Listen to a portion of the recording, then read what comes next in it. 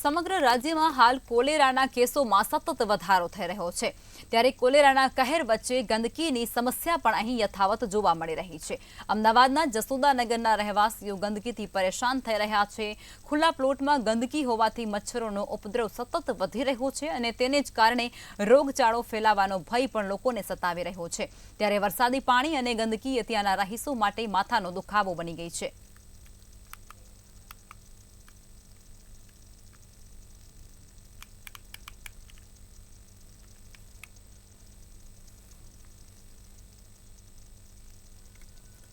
સ્વચ્છતા ક્યાં છે? જશોદાનગર વિસ્તારની અંદર ખુલ્લા પ્લોટની અંદર પ્રમાણે જે આપ સ્વચ્છતા જે જોઈ રહ્યા છો તે સ્વચ્છતાના ધજાગરા ઉડતા હોય તેવું લાગી રહ્યું છે, કારણ કે એકદમ ગંદકી જે છે તે જોવા મળી રહી છે અને ગંદકીની સાથે સાથે જે ડેબ્રિજ, જે કન્સ્ટ્રક્શન સાઇટનો ડેબ્રિજ અહીં નાખવામાં આવે છે તે જોવા મળી રહ્યું છે। તો ત્રીજી તરફ આ જ પ્લોટની અંદર જે ગેસ જે રિફિલિંગ જે છે તે ક્યાંક થતું હોય ખાનગી રીતે તે લાગી રહ્યું છે, એટલે ગેસનું લોડિંગ અનલોડિંગ જે થઈ રહ્યું છે। બેડ સ્મેલ આવે છે।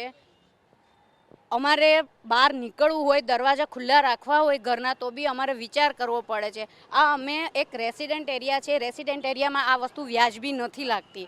હું રિક્વેસ્ટ કરું છું કે આ બધી વસ્તુ અહીંથી જલ્દી તાત્કાલિક રીતે અહીંથી નિકાલ થાય આનો। અમારે શ્વાસ લેવામાં એટલી તકલીફ પડે છે કે અમારાથી રહેવાતું નથી અને અમે લોકો જો હજી અમે માદા જેવા છે, અહીંયા ઉડી ઉડીને કચરો અમારા ઘરના સામે આવે છે।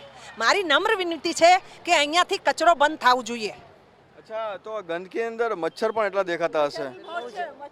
બહુ જ આની અંદર મચ્છર અને માખીઓનો બહુ જ ઉપદ્રવ થાય છે અને બહુ જ રોગચાળો ફેલાય છે આના લીધે। આ બધું બંધ થાય એવું કરો। હા, નાના છોકરાઓને બી બીમારી થાય આના લીધે। કોઈ જોવા આવે છે કોઈ દિવસ? કોઈ નહીં આવતો, કોઈ નહીં આવતો, કોઈ દવાઈ નહીં નાખતો। અમારે નાના નાના છોકરા છે એટલે બીમાર થઈ જાવે। બંધ કરાવી બંધ થવું જોઈએ, પરંતુ લાગે છે કે આટલા વર્ષથી ખાનગી પ્લોટમાં ચાલે છે?